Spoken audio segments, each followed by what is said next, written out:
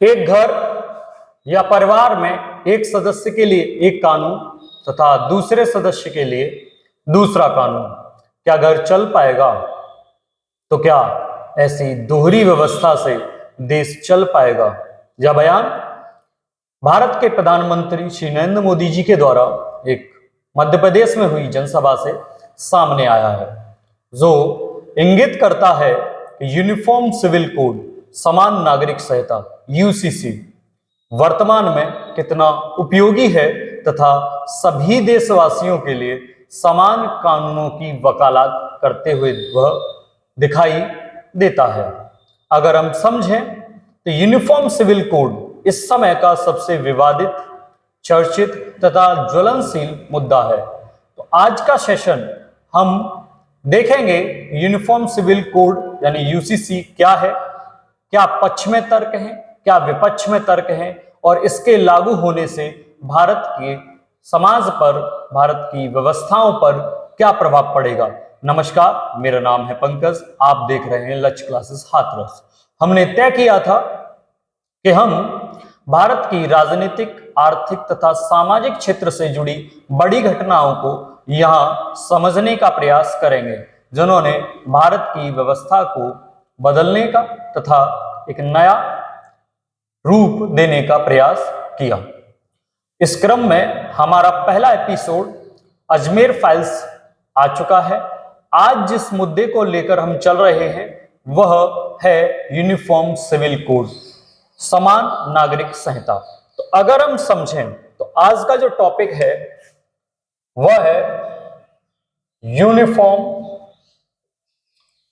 Civil code. Uniform का मतलब है समान, सिविल का मतलब है नागरिक और कोड आप समझते हैं संहिता,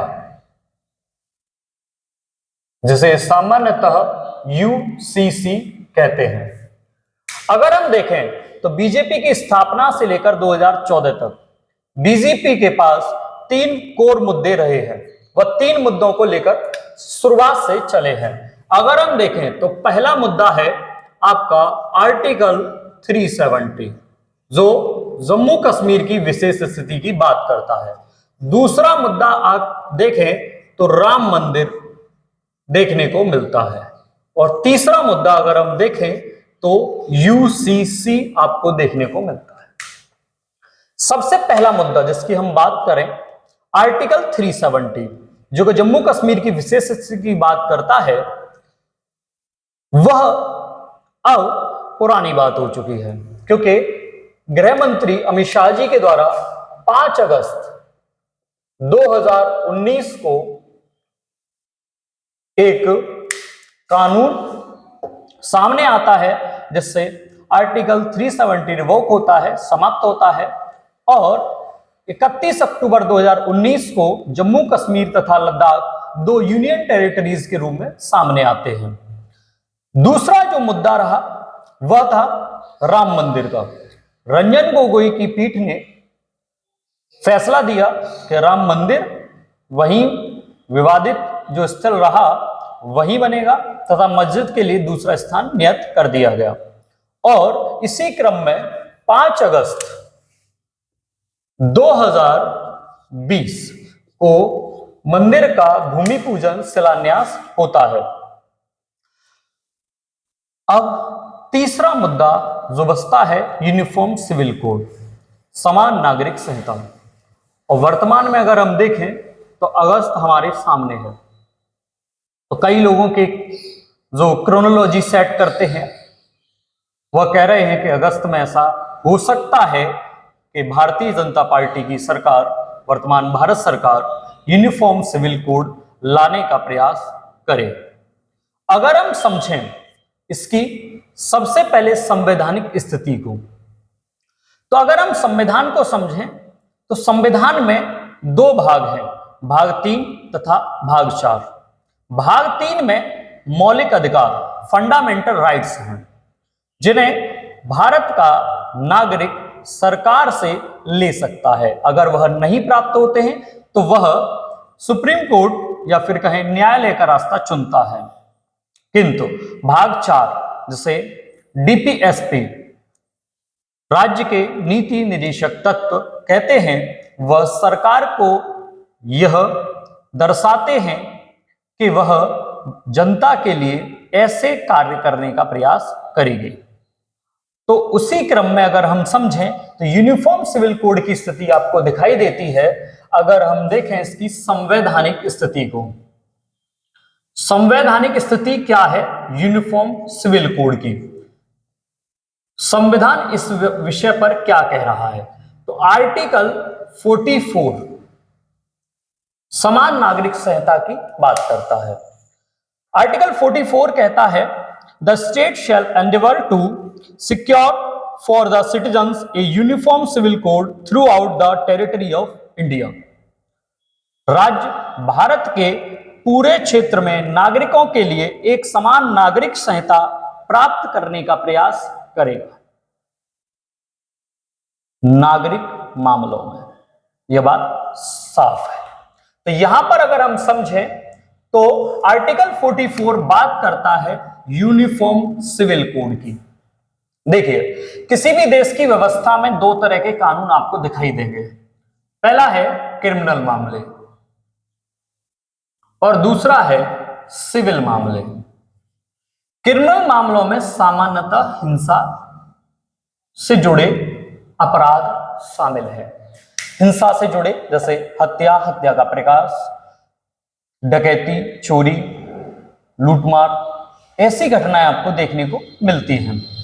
और दूसरी तरफ सिविल मामलों में अगर हम देखें तो विवाह, तलाक, दूसरी तरफ सिविल मामलों में विवाह, तलाक, संपत्ति, वसीयत तथा गोद लेने से जुड़े अधिकार हैं। तो यह है सिविल मामले। अगर हम इस चीज को समझें कि क्रिमिनल मामलों में भारत में पहले से सभी धर्म, सभी जाति तथा सभी संप्रदाय, सभी देश के निवासियों के लिए समान कानून है, जिसके लिए भारतीय दंड संहिता आईपीसी इंडियन पीनल कोड देखने को मिलती है। जबकि सिविल मामलों में आज भी पर्सनल कानून चल रहे हैं। ये जो पर्सनल लॉ है यह सभी धर्मों के लिए अलग अलग है। इस चीज को अभी समझते हैं। सबसे पहले पर्सनल लॉ की अगर हम बात करें तो थोड़ी सी क्लियर करते हैं और आगे भी चीजों को समझेंगे। सबसे पहला एक एग्जांपल से आपको समझाते हैं पर्सनल लॉ क्या है। सबसे पहले अगर हम देखें तो हिंदुओं में जो तलाक है, जैसे विवाह विच्छेद कहते हैं, वह अगर किसी पुरुष और महिला के मध्य होता है तो उन दोनों को 6 महीने का अलगाव का समय या फिर कहें सेपरेशन पीरियड व्यतीत करना होगा। यानी कि हिंदू पुरुष और महिला को 6 महीने अलग रहना होगा। जबकि अगर मुस्लिम समाज में देखें तो शौहर तथा बेगम को 3 महीने अलग अलग रहना पड़ेगा और उनका तलाक मुकम्मल हो जाएगा। तो यह अगर हम देखें तो भिन्नता आपको देखने को मिलती है। यह पर्सनल कानून है। हिंदू के लिए हिंदू के कानून तो मुख्यतः 4 हैं, आगे समझेंगे।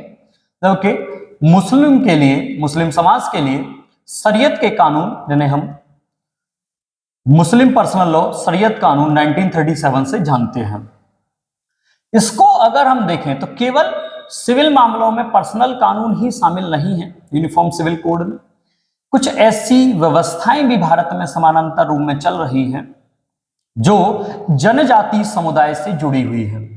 इसी क्रम में अगर हम देखें तो हमें देखने को मिलता है आर्टिकल 371A, जो बात करता है नागालैंड के नागा समुदाय की, नागालैंड के नागा समुदाय की, जो कहता है कि नागा समुदाय की प्रथाएं, रीति रिवाज, कानून पर संसद के द्वारा बनाया गया कानून या अधिनियम लागू नहीं होगा। तो आप यह प्रश्न उठता है कि क्या इन सभी पर्सनल कानून को समाप्त करके यूनिफॉर्म सिविल कोड को लाया जाएगा? तो सामान्यतः उत्तर होगा हाँ। भारत के सभी पर्सनल कानूनों को समाप्त करके एक नए कानून की बात हो रही है जिनका नाम है यूनिफॉर्म सिविल कोड। अगर हम समझें तो कई विशेषज्ञों ने एक राय दी है कि इसे यूसीसी न कह के आईसीसी कहा जाए, इंडियन सिविल कोड। वह एक अपना मसला है। अगर हम देखें तो इस क्रम में दो व्यक्तियों के नाम बड़ा सामने आते हैं। सबसे पहले अगर हम देखें, अश्विनी उपाध्याय बीजेपी के नेता हैं। उन्होंने इस मामले पर दिल्ली हाई कोर्ट में एक याचिका दायर की और कहा कि यूनिफॉर्म सिविल कोड पर भारत सरकार की क्या राय है, स्पष्ट करें, तथा अगर जरूरत हो तो एक लॉ कमीशन या एक जुडिशियल कमेटी का गठन करें। इस क्रम में दिल्ली हाई कोर्ट ने भारत सरकार का जवाब नहीं मांगा। आगे इस चीज को हम समझ भी रहे होंगे। अगर हम इस चीज को देखें तो सिविल मामलों में कुछ हम मामले देखते हैं कि क्या है और क्या विवादित थोड़ा सा मामला है। तो सबसे पहले हम देखेंगे यहां पर शादी का मामला, दूसरा हम देखेंगे तलाक का मामला, तीसरा अगर हम देखें तो गोद का मामला इसमें आपको देखने को मिलेगा, और एक वसीयत या संपत्ति का मामला।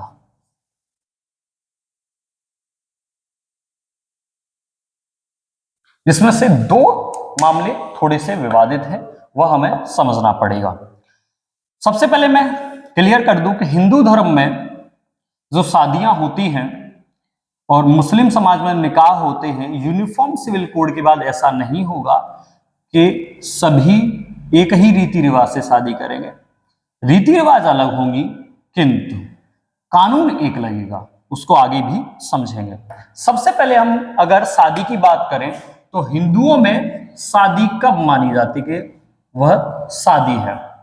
तो एक बात समझें, जयमाला जो होती है, माला वगैरह डालते हैं, वह शादी नहीं मानी जाती है। हिंदू धर्म में सप्तपदी, जब 7 पैरों को एक साथ रखते हैं तो 7 बार पैरों को एक साथ रखते हैं हिंदू धर्म में, तो सप्तपदी के बाद ही शादी मानी जाती है कि शादी हुई है। दूसरा, इस्लाम में आप जानते हैं, मुस्लिम समाज में आप जानते हैं कि काजी की उपस्थिति में पुरुष और महिला कबूल है और कबूल है 3 बार बोलते हैं और वह निकाह होता है, माना जाता है, जिसमें सारा ब्यौरा दर्ज होता है। यह शादी का तरीका है। अगर हम देखें तो हिंदू समाज में या मुस्लिम समाज में दूसरी शादी की व्यवस्थाएं किस प्रकार हैं वह समझते हैं। तो हिंदू समाज में अगर दूसरी शादी की अगर हम देखें तो क्या स्थिति है, और मुस्लिम समाज में दूसरी शादी या अन्य शादियों की क्या स्थिति है। हिंदू धर्म कहता है, जो उसका मैरिज एक्ट है, तो हिंदुओं के लिए 4 कानून हैं जो उनके पर्सनल कानून हैं। पहला है हिंदू मैरिज एक्ट 1955, दूसरा कानून है हिंदू सक्सेशन एक्ट 1956, तीसरा कानून है Hindu adoption and the maintenance act 1957, हिंदुओं का चौथा कानून है Hindu minority and the guardianship act 1956। अगर हम देखें तो हिंदू विवाह अधिनियम 1955 कहता है कि यदि पहली पत्नी का देहांत हो गया हो या पहली पत्नी से तलाक ले लिया हो तो पुरुष दूसरी शादी कर सकता है, जबकि इस्लाम में थोड़ा सा भिन्नता देखने को मिलती है।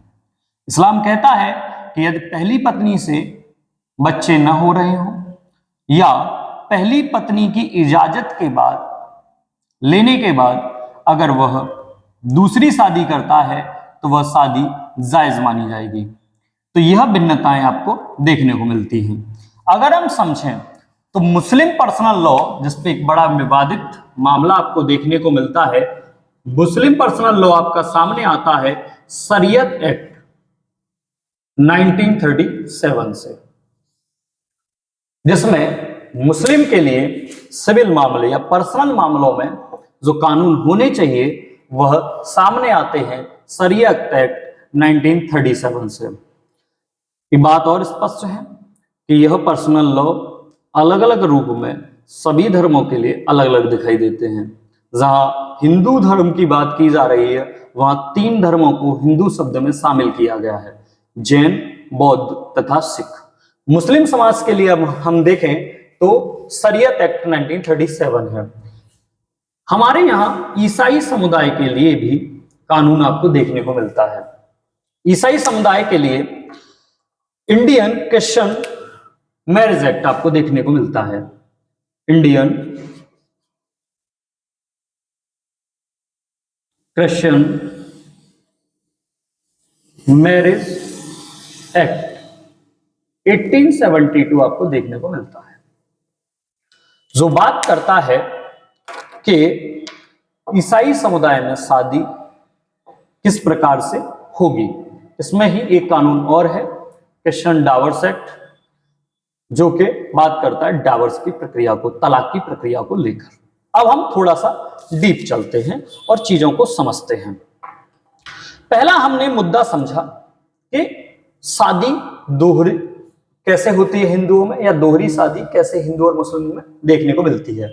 अगर हम तलाक को देखें तो हिंदू धर्म में तलाक जो शब्द है, जिसके लिए हिंदी में एक शब्द निकाला गया डाइवोर्स, जो इंग्लिश का शब्द है उसका हिंदी अनुवाद जो किया गया वह था विवाह विच्छेद। हिंदू समाज में या हिंदू धर्म शास्त्र में किसी में भी विवाह विच्छेद का कहीं पर भी वर्णन नहीं मिलता है।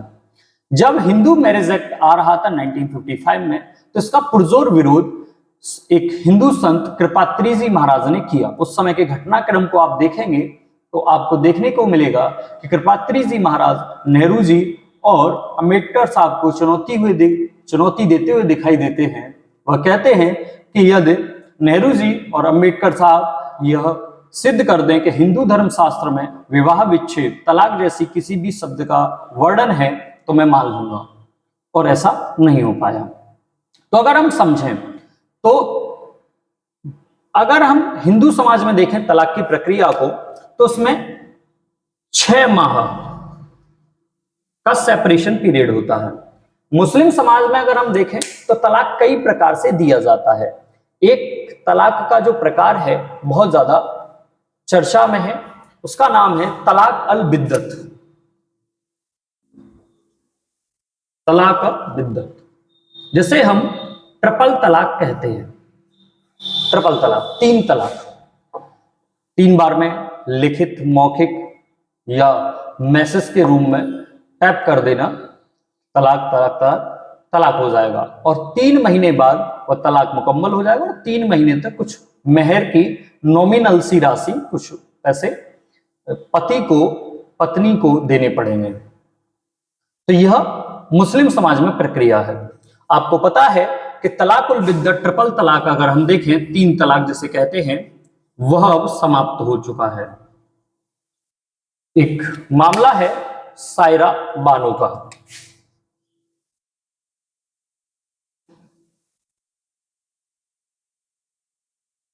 दो 2017 में, जिसने इस मामले में सुप्रीम कोर्ट ने एक फैसला दिया कि हम यह इंश्योर करते हैं कि अब 3 तलाक को समाप्त किया जाएगा।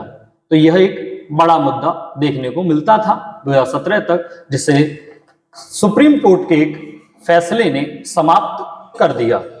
अगर हम समझें कुछ और स्थितियों को, एक स्थिति हमें वर्तमान में देखने को मिलती है, वह एक मामला आपको दिखाई देता है राजस्थान का, जो कि मीणा समुदाय से जुड़ा है।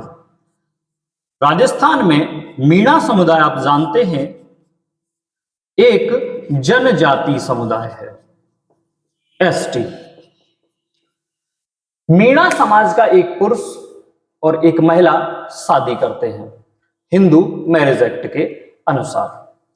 कुछ समय के बाद कुछ ऐसी परिस्थितियां बनती हैं जिनसे वह अलग होना चाहते हैं, पुरुष खासकर, किंतु उसमें महिला एक केस दायर करती है और कहती है कि यह तलाक हो ही नहीं सकता। यह फैसला जब न्यायालय में जाता है तो न्यायालय दोनों का पक्ष सुनता है। हिंदू मैरिज एक्ट कहता है कि यदि पति पत्नी अलग होना चाहते तो तलाक हो सकता है, तो पुरुष कहता है कि मैं भी तलाक लेना चाहता हूं। जबकि महिला अपनी जब राय रखती है तो वह कहती है कि मैं मीणा समुदाय से संबंध रखती हूं और पुरुष भी रखता है। और अगर इस स्थिति में देखें तो मीणा समाज में तलाक होता ही नहीं है, और एसटी समुदाय के पर्सनल कानून के अधीन यदि फैसला दिया जाएगा तो मीणा समुदाय में तलाक चूंकि होता नहीं है तो यह तलाक नहीं हो सकता। मीणा समाज में तलाक होता नहीं है तो यह तलाक नहीं होगा। यह बात कहती है वह महिला। जब इस चीज को न्यायालय देखता है तो वह कहता है कि दोनों अपनी जगह बिल्कुल सटीक हैं, गलतियां कहां हैं। तो अगर हम समझें इस राजस्थान के तलाक मामले में तो न्यायालय कहता है कि दोनों ठीक हैं, दोनों अपनी जगह सही हैं, किंतु गलती जो है वह सरकार के कानून में है, सरकार के कानून में है। सरकार को इस चीज में कदम उठाने चाहिए और यूनिफॉर्म सिविल कोड पर अपनी स्थिति को तय करना चाहिए। ये एक न्यायालय द्वारा पूछा गया भारत सरकार से प्रश्न है, और इसी प्रश्न को घुमा फिराकर कहीं ना कहीं यह कहा जा रहा है कि ऐसी स्थितियों से निपटने के लिए न्याय में बाधा न पड़े, इसलिए यूनिफॉर्म सिविल कोड की वर्तमान में बहुत आवश्यकता है। इसी मामले को अगर हम देखें तो एक बहुत विवादित मामला, बहुत चर्चित मामला, जिससे बहुत सारी स्थितियां बदली, वह था शाहबानो केस। आपने सुना भी होगा। तो हम शाहबानो केस को यहां अब देखते हैं। शाहबानो केस क्या था और क्या उसमें विवाद का मुद्दा था। अगर हम देखें, शाहबानो एक 70 वर्ष की महिला, एमपी से, उनके 5 बच्चे थे। उनके पति का नाम था मोहम्मद अहमद खान। उन्होंने अपनी पत्नी को एक बहुत अधिक उम्र में तलाक दिया और कुछ मेहर अदा करके उन्हें छोड़ दिया। पत्नी ने इसको लेकर न्यायालय के दरवाजे खटखटाए। तो यह जो मामला है शाहबानो केस 1985, यह था तलाक के साथ साथ मुआवजे को लेकर। केवल तलाक इसमें बड़ा मुद्दा नहीं था, मुआवजा, एलुमनी मनी।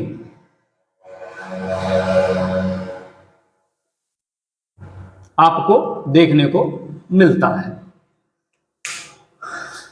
आप जानते हैं कि इस्लाम में, मुस्लिम समाज में निकाह होता है तो वहीं पर मेहर की राशि लिखवा दी जाती है। इज़्ज़त या कॉन्ट्रैक्ट, जो कि जिसे हम निकाह कहते हैं, वह यदि टूटता है, तलाक होता है, तो पुरुष महिला को मेहर की राशि अदा करता है और वह तलाक 3 महीने में मुकम्मल हो जाता है। 3 चांद की बात उसमें की गई है। अगर इस चीज को हम देखें तो एक 70 वर्ष की महिला जिसके 5 बच्चे हैं, वह कैसे अपना जीवन यापन करेगी जब उसे उसका पति छोड़ता है। इस बात को लेकर शाहबानो सुप्रीम कोर्ट जाती है और सुप्रीम कोर्ट ने एक ऐतिहासिक फैसला दिया और सुप्रीम कोर्ट ने कहा कि सुप्रीम कोर्ट का जो फैसला था वह उस समय का या कहें अब तक का एक बहुत बड़ा कदम था, जिसने यह कहा कि मुस्लिम पुरुष भी तलाक के बाद मुआवजा या फिर कहें गुजारा भत्ता, जिसे कहते हैं एलुमनी फंड, गुजारा भत्ता पत्नी को देगा।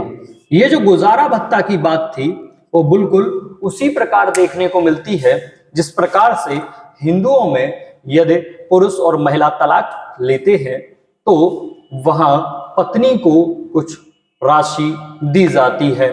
आपने देखा होगा जब बिल गेट्स का तलाक हुआ तो उसमें बहुत सारा पैसा वहां दूसरी तरफ शिफ्ट हुआ। ऋतिक रोशन का जब तलाक हुआ तो उसमें भी ऋतिक रोशन को बहुत सारी संपत्ति को पत्नी को देना पड़ा था। उसी प्रकार अगर हम देखें तो मुस्लिम समाज में केवल मेहर की राशि होती है, वो कुछ पैसे जो लिखे होते हैं वह देने होते हैं और उसके बाद महिला और पुरुष का संबंध समाप्त हो जाता है। मगर सुप्रीम कोर्ट का जो साहबानो केस का फैसला था जिसमें गुजारा भत्ते की बात की गई, वो बिल्कुल ऐसा था जैसे अन्य समाजों में देखने को मिलता है। और इसी को लेकर मुस्लिम धर्मगुरु और मुस्लिम स्कॉलर यह आंदोलनरत हो गए कि यह भारत की उस व्यवस्था में विभेद है जो कहता है कि पर्सनल कानून में छेड़छाड़ नहीं की जाएगी, और गुजारा भत्ता जहां इस्लाम में नहीं है, शरीयत कानून में नहीं है, इसको हम पर थोपा जा रहा है। इसको लेकर बहुत सारे आंदोलन हुए। सरकार ने शुरुआत में स्टैंड भी लिया। राजीव गांधी उस समय के देश के प्रधानमंत्री थे। राजीव गांधी जी ने शुरुआत में तो स्टैंड लिया, किंतु बाद में यह कहें कि वोट बैंक की एक पॉलिटिक्स के कारण उन्होंने इस फैसले को संसद में पलट दिया और उन्होंने एक नया कानून बनाया, मुस्लिम महिला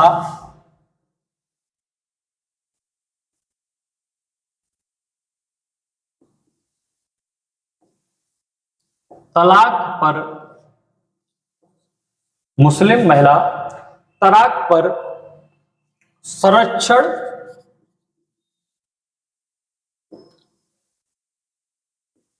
अधिकार अधिनियम 1986, जो यह बात करता है कि मुस्लिम प्रथा के अनुसार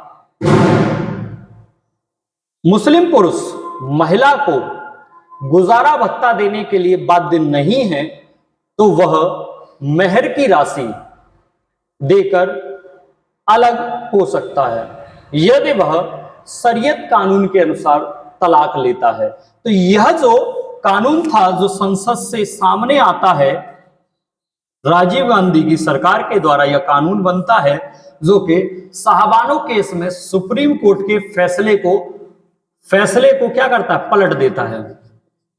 फैसले को पलट दिया। अगर हम कहें कि राजीव गांधी सरकार की दो अगर गलतियों के विषय में इंगित करें, तो उसमें से यह पहला माना जाता है कि संसद में जो यह कानून बना, ये पहली गलती थी, तथा दूसरी गलती यह भी थी कि राम मंदिर का जो अब मामला आया है, उसके गेट को खुलवाने का कार्य, या फिर कहें उसको राम मंदिर को एक बड़ा मुद्दा बनाने का कार्य राजीव गांधी जी ने ही किया था। और उनकी 1989 की पहली रैली भी अयोध्या से ही दिखाई देती है, जहां वो राम मंदिर की बात करते हुए दिखाई देते हैं। तो अगर हम समझें तो ये दो वर्डिक्ट, आप पहला वर्डिक्ट देख रहे थे हमारा मीणा समुदाय से, और मीणा समुदाय क्या कह रहा था कि तलाक जब होता नहीं है तो एक महिला और पुरुष के बीच तलाक हो ही नहीं सकता, क्योंकि उनकी एसटी प्रथा, उनकी जनजाति प्रथा इसकी अनुमति नहीं देती है। दूसरा मामला आपको साहबानो केस 1985 दिखाई देता है, इसमें तलाक तथा मुआवजे की बात थी। तलाक तथा मुआवजे की बात थी, जिसमें सुप्रीम कोर्ट ने फैसला दिया कि मुस्लिम पुरुष को भी महिला को गुजारा भत्ता देना पड़ेगा। अगर इस क्रम में देखें तो फिर बाद में मुस्लिम धर्मगुरु और मुस्लिम स्कॉलर्स का विरोध करते हैं, सरकार झुकती है, संसद में कानून आता है मुस्लिम महिला तलाक पर संरक्षण अधिकार अधिनियम 1986, जो बात करता है कि मुस्लिम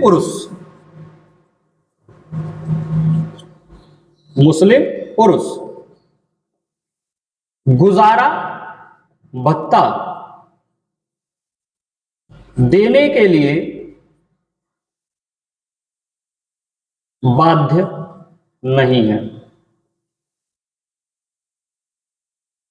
और यही मुद्दा अगर हम समझें तो यह एक पक्ष का तर्क है, और पक्ष का तर्क यह है कि भारत की आधी आबादी को जहां समान अधिकार प्राप्त होने चाहिए, एक महिला और एक पुरुष के मध्य समान अधिकार होने चाहिए, ऐसी प्रथाएं, ऐसे पर्सनल कानून व प्रथाएं उन महिलाओं के अधिकारों का हनन करते हैं। और इस क्रम में जब बात उठती है तो बहुत बात उठती है, अगर हम समझें शरीयत एक्ट के तहत, शरीयत एक्ट में आप देखते हैं बहुविवाह, 4 निकाह की जब बात होती है, आप देखते हैं 3 तलाक जो पुरानी बात हो चुकी है, आप देखते हैं तीसरा मुद्दा हलाला, निकाह हलाला। यह 3 मुद्दे जिसमें महिलाओं को यह देखा जाता है कि महिलाओं पर अधिकार कम है पुरुषों के मुकाबले।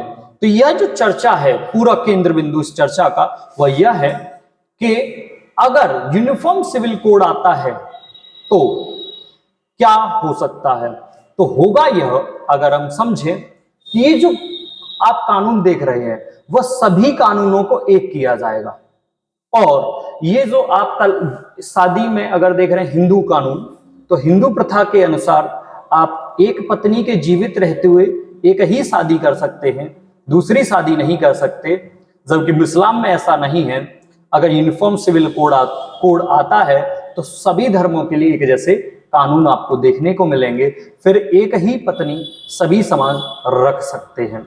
दूसरा अगर देखें तो तलाक, हिंदू धर्म में जहां सेपरेशन पीरियड, अलगाव का जो समय है 6 महीने है, इस्लाम में, मुस्लिम समाज में 3 माह है, इसको सबको एक किया जाएगा। क्रिश्चियन में कुछ अलग है, ईसाई जैसे कहते हैं, पारसी, यहूदी, इन सब में अलग अलग सभी समुदाय, सभी समाज, सभी धर्म के लिए एक कानून देखने को, एक रूपता आपको देखने को मिलेगी।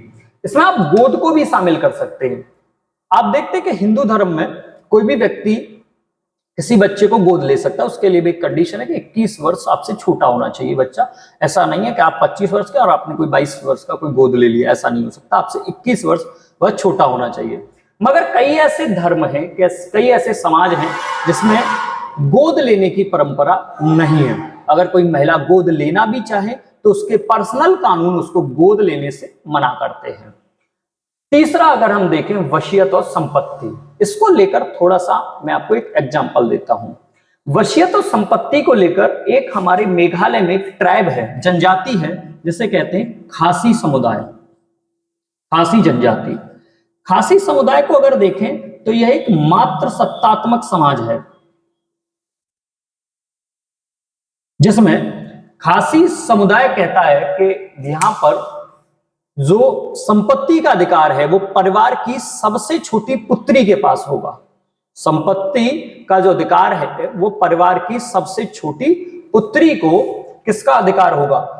संपत्ति का अधिकार होगा। और दूसरा अगर हम समझें, मात्र सत्तात्मक समाज होने के कारण यहां पर मां का नाम दिया जाता है। और अगर इस चीज को देखें तो हिंदू मैरिज एक्ट जो 1955 आया, उसके बाद हिंदू सक्सेशन एक्ट आया, उत्तराधिकार अधिनियम 1956। तो सक्सेशन एक्ट क्या कहता है कि जो संपत्ति का बंटवारा है वह अगर एक पिता है तो उसकी संपत्ति का बंटवारा पुत्र और पुत्री में समान रूप से होगा। मगर जहां देखें खासी समुदाय कहता है कि किसी भी परिवार की सबसे छोटी पुत्री को उस संपत्ति का अधिकार दिया जाएगा। यह एक कॉन्ट्रडिक्शन पैदा करता है संपत्ति और वसीयत के मामलों में, यह बात आपको समझनी होगी। तो आपने कई ऐसे मुद्दों को देखा जो यह कहते हैं कि यह अलग अलग प्रथाओं से जुड़े हुए हैं तथा अलग अलग पर्सनल लॉ के कारण इनमें भिन्नताएं देखने को मिलती हैं। और इन्हीं भिन्नताओं के कारण जब कोई न्यायालय में इसको लेकर केस जाता है तो यह न्यायालय पसोपेश में रहता है कि यदि एक अन्य समुदाय है और एक अन्य समुदाय में कोई संबंध है, कोई शादी विवाह का संबंध बनता है, तो किस प्रकार से कानून कार्य करेंगे। और फिर न्यायालय न्याय देने में, जजमेंट देने में बहुत बड़ी बाधा महसूस करता है। न्यायालय ने समय समय पर इसको लेकर वर्डिक्ट भी दिए हैं, उन्होंने सरकार से प्रश्न भी पूछा है। इसी को लेकर एक सरला मुदगल का केस भी सामने का आता है 1995 का, उस केस को भी समझिए। सरला मुदगल का केस ये था कि एक हिंदू पुरुष और एक हिंदू महिला ने शादी की। क्योंकि हिंदू धर्म एक पत्नी की अनुमति देता है, तो एक पत्नी के जीवित रहते हुए और उससे तलाक न लेने के कारण आप दूसरी शादी नहीं कर सकते। सरला मुदगल तथा अन्य वर्सेस भारत सरकार का जो केस है 1995 का, उसमें यह था कि पुरुष हिंदू पत्नी होते हुए भी एक दूसरी शादी करना चाहता है और वह इस्लाम क्या करता है, मुस्लिम समाज इसकी इजाजत देता है। तो मुस्लिम समाज इजाजत देता है इसलिए वह इस्लाम को कबूल कर लेता है और दूसरे शादी करना चाहता है। इसको लेकर जब कोर्ट में केस हुआ सुप्रीम कोर्ट ने, तो उसमें वर्डिक्ट जो भी था, उसमें जो जजमेंट उन्होंने दिया वह कहा कि यदि पहली शादी हिंदू मैरिज एक्ट के अधीन हुई है और बाद में यदि पुरुष इस्लाम कबूल कर लेता है तो मानते हैं कि वह मुसलमान है, मगर चूंकि उसने पहली शादी हिंदू मैरिज एक्ट के अधीन की है तो पहले उसे पहली पत्नी को तलाक देना होगा, तब वह दूसरा निकाह कर सकता है इस्लाम के अधीन। तो ये जो कॉन्ट्रडिक्शन है, कई ऐसे लोग हैं, कई ऐसे अभिनेता भी हैं, नाम लेना ठीक नहीं है, जिन्होंने हिंदू धर्म को छोड़कर इस्लाम कबूल किया केवल इस वजह से कि वह एक पत्नी को रखते हुए दूसरी पत्नी को भी रखना चाहते थे। ऐसा आपको देखने को मिलता है। अब प्रश्न ये उठता है कि हिंदू, मुस्लिम, इसमें अगर देखें ईसाई, यहूदी, पारसी, इन सबके अपने पर्सनल कानून है, अपना एक प्रथाएं हैं, और इसके साथ साथ कुछ जनजातियां, अगर इन पर यूनिफॉर्म सिविल कोड को लागू किया जाएगा तो इन पे गहरा प्रभाव पड़ेगा। सामान्य सी बात है, जिन प्रथाओं को ये वर्षों से चलाते हुए आ रहे हैं, जिन कानूनों से ये चलते हुए आ रहे हैं वर्षों से, अगर उनको एक साथ खत्म किया जाएगा तो एक विवाद का मुद्दा तो बनेगा। तो विवाद का मुद्दा बनेगा, और यह आप जानते हैं, जब हम शुरुआत ही अगर इस क्रम को देखें तो हम बात कर रहे थे, शुरुआत में ही हमने बात की थी कि दो तरह के मामले आपको देखने को मिलते हैं, और दो भागों की चर्चा हमने शुरुआत में ही आपसे की थी। पहला मामला जो था वो था आपका भाग 3 और दूसरा आपका था भाग 4। जब हम बात कर रहे थे यूनिफॉर्म सिविल कोड की, तो यह जो मुद्दा था यूनिफॉर्म सिविल कोड, यह भाग 4 में आता है, जो कि भाग 4 है आर्टिकल 36 से 51 तक, जो कि तय करता है, जो बताता है सरकार को कि सरकार क्या प्रयास करेगी जनता के हित के लिए। यह बात करता है लोक कल्याणकारी राज्य, वेलफेयर स्टेट की। तो जो आर्टिकल 44 भाग 4 का हिस्सा है, जिसे हम डीपीएसपी, राज्य के नीति निदेशक तत्व, directive principles of state policy कहते हैं। जबकि हम अगर हम देखें भाग 3, हम बता रहे थे आपको, जो कि बात करता है फंडामेंटल राइट्स यानी कि मौलिक अधिकार की, और मौलिक अधिकार अगर हम देखें न्यायालय द्वारा प्रवर्तनीय है। मौलिक अधिकारों का वर्णन आर्टिकल 12 से लेकर 35 तक आपको देखने को मिलता है, जिसमें आर्टिकल 32 बात करता है संवैधानिक उपचारों के अधिकार, यानी कि अगर हम समझें इस क्रम में तो मौलिक अधिकार प्रवर्तनीय है, एनफोर्सेबल है न्यायालय के द्वारा, यदि किसी को यह नहीं मिलते हैं तो वह न्यायालय जा सकता है।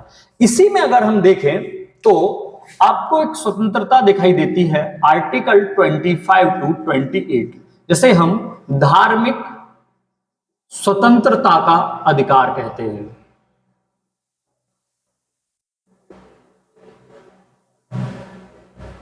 जिसमें एक महत्वपूर्ण आर्टिकल 25 है, जो कि सबसे ज्यादा चर्चित इस यूनिफॉर्म सिविल कोड को लेकर है।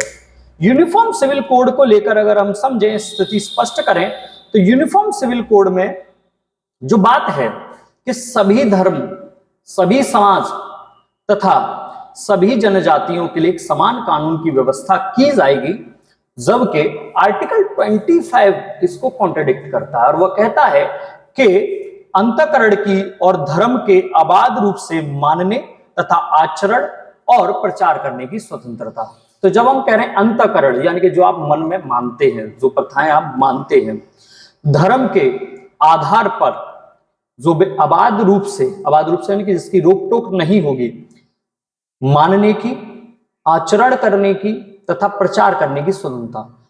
मानना, आचरण करना तथा प्रचार, तो इसमें दो चीजें इंपॉर्टेंट हैं। आप क्या मानते हैं अपने धर्म के अनुसार, आप क्या आचरण करते हैं। तो आचरण, आप जानते हैं कि धर्म के अनुसार आचरण का मतलब है धर्म की प्रथाओं को लेकर, धर्म के कानूनों को लेकर। और जब धर्म के कानून और धर्म के कानून प्रथाएं कॉमा रीति रिवाज को मानने की स्वतंत्रता।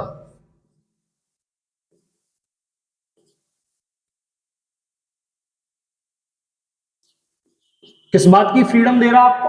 धर्म के कानून, प्रथाएं तथा रीति रिवाज को मानने के लिए स्वतंत्रता। आर्टिकल 25। और जब आर्टिकल 25 यह बात कह रहा है तो इस बात में आपको समझना होगा कि यूनिफॉर्म सिविल कोड के कई ऐसे क्लॉज होंगे जो बात करेंगे कि यह आप अब नहीं कर सकते चाहे आपके धर्म में क्यों न लिखा हो। तो यह एक बहुत बड़ा तर्क है, क्योंकि भारत का संविधान जो बात करता है मौलिक अधिकार की, जो कि एक नागरिक को प्राप्त होने ही चाहिए, जबकि यूनिफॉर्म सिविल कोड बात करता है डीपीएसपी में, जो कि एनफोर्सेबल नहीं है। तो इस पर हम देखते हैं भाग 3 भारी पड़ता हुआ दिखाई देता है। किंतु यह हम अगर इस चीज को समझें और सुप्रीम कोर्ट के पुराने फैसलों को अगर हम समझें तो वह साफ करता है कि यदि कोई प्रथा, कोई कानून, कोई रीति रिवाज यदि किसी को दबा रहा है, समानता के कानूनों का उल्लंघन कर रहा है, पब्लिक ऑर्डर को डिस्टर्ब कर रहा है, स्वास्थ्य देखभाल को, स्वास्थ्य समस्याएं पैदा कर रहा है, तो ऐसी प्रथाओं को रोक लगाई जा सकती है। और समय समय पर सुप्रीम कोर्ट ने इस विषय पर अपना रुख तय किया है और ऐसी प्रथाओं को नष्ट करने का कार्य किया है। इसी क्रम में अगर हम देखें जो बातें उठ रही हैं तो आप फिर कहेंगे कि इसको प्रथाएं जो चल रही हैं, तो इन्हीं प्रथाओं के क्रम में आप अगर हम देखें तो आप देखते हैं एक मुद्दा 3 तलाक, आप देखते हैं एक प्रथा संथारा जिसे संलेखना भी कहते हैं। 3 तलाक एक मुस्लिम प्रथा है जिसके अनुसार एक पुरुष एक महिला से 3 बार तलाक देकर दूर हो जाता है। तो यह भी आर्टिकल 25 का हिस्सा है। अगर देखें 25 के अधीन ही संथारा या संलेखना, यह प्रथा क्या है? जैन धर्म की ऐसी प्रथा है कि एक व्यक्ति जो कि अपना जीवन जी चुका है, लंबे वर्ष 70-80 वर्ष का जीवन हो चुका है, अब वो अपने प्राण त्यागना चाहता है। तो प्राण त्यागना चाहता है तो वह क्या करेगा? वह एकांत में चला जाएगा, एकांत में जाकर वह अन्न छोड़ देगा, पानी का त्याग कर देगा और एक समय के बाद उसकी मृत्यु हो जाएगी। ये सामान्य सी प्रक्रिया है। किंतु यह एक रूप में हमें आत्महत्या का रूप दिखाई देता है, क्योंकि इंडियन पीनल कोड इस बात को, भारतीय दंड संहिता आत्महत्या को अपराध मानती है। तो संलेखना या संथारा एक कैसी प्रक्रियाएं हैं? एक आत्महत्या की प्रक्रिया देखने को मिलती है। तो इसको लेकर सुप्रीम कोर्ट का फैसला है, इसमें एक राजस्थान हाईकोर्ट का भी फैसला है, जिसमें अभी वर्तमान स्थिति यह है कि संलेखना तथा संथारा कानूनी रूप से वैध नहीं है। इसमें एक बात शामिल है, कानूनी रूप में अवैध भी नहीं है। तो इस समय संलेखना तथा संथारा को क्या घोषित कर रखा है? ना वह वैध है ना अवैध है। 3 तलाक को अवैध घोषित कर दिया। तो यह भी आर्टिकल 25 के तहत यह बात करते हैं कि वह धर्म के कानून, प्रथाएं तथा रीति रिवाज मानने की स्वतंत्रता है, किंतु सुप्रीम कोर्ट के फैसले इनको क्या करते हैं? निरस्त करते हैं। क्यों? 3 तलाक में आपको देखने को मिलता है, 3 तलाक में आपको देखने को मिलता है महिला पीड़ित के रूप में, जबकि संथारा तथा संलेखना को अगर हम डीप रूप में समझें तो वृद्धों की समस्या के रूप में भी देखने को मिलती है। तथा दूसरा, जो प्रकृति के द्वारा हमें जीवन दिया गया है उसे समाप्त करने का हक हमको भी नहीं है। इस बात को भी हमें यहां समझना चाहिए।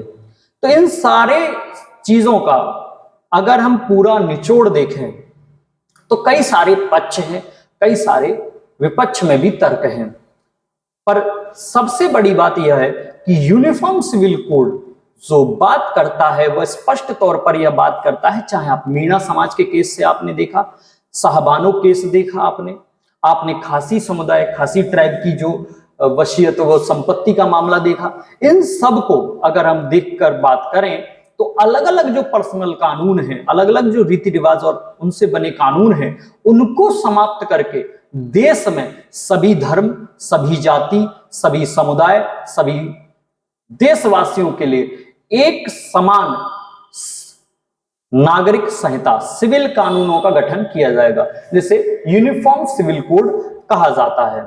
Uniform civil code. और इस क्रम में हमने क्रिमिनल और सिविल मामलों को समझाया था। तो यह मामले किससे जुड़े हुए हैं? विवाह, तलाक, संपत्ति, वसीयत तथा गोद मामलों के लिए यूनिफॉर्म सिविल कोड क्या है? यूनिफॉर्म सिविल कोड सभी समाज के लिए समान कानून बनाने का कार्य करेगा। तो इस चीज को हमने समझा। अब इसमें कुछ पक्ष में तर्क हैं, कुछ विपक्ष में तर्क हैं। सबसे पहले हम देखें तो विरोध में क्या तर्क है। विरोध में सबसे पहला तर्क जो देखने को मिलता है वह यह है कि यह वर्तमान भारत सरकार के द्वारा मुस्लिम समाज को टारगेट किया जा रहा है और यह एक चुनावी मुद्दा है और कहीं ना कहीं यह धर्म की स्वतंत्रता पर चोट करता है। तो पहला जो मुद्दा वह यही है कि मुस्लिम समाज को टारगेट किया जा रहा, चुनावी मुद्दा है तथा धर्म की स्वतंत्रता को नष्ट करने का कार्य भारत सरकार कर रही है। दूसरा अगर हम देखें तो एक बड़ा आरोप जो लगता है वह यह है कि बहुसंख्यक समाज, जैसे अगर हम देखें तो हिंदू समाज के रीति रिवाजों को अन्य धर्मों पर थोपने का प्रयास किया जा रहा है। और यह बात सत्य है कि बहुसंख्यक समाज इस समय देखें तो बहुतायत में और कहीं ना कहीं उसका हस्तक्षेप भारत सरकार की नीतियों में देखने को मिलेगा।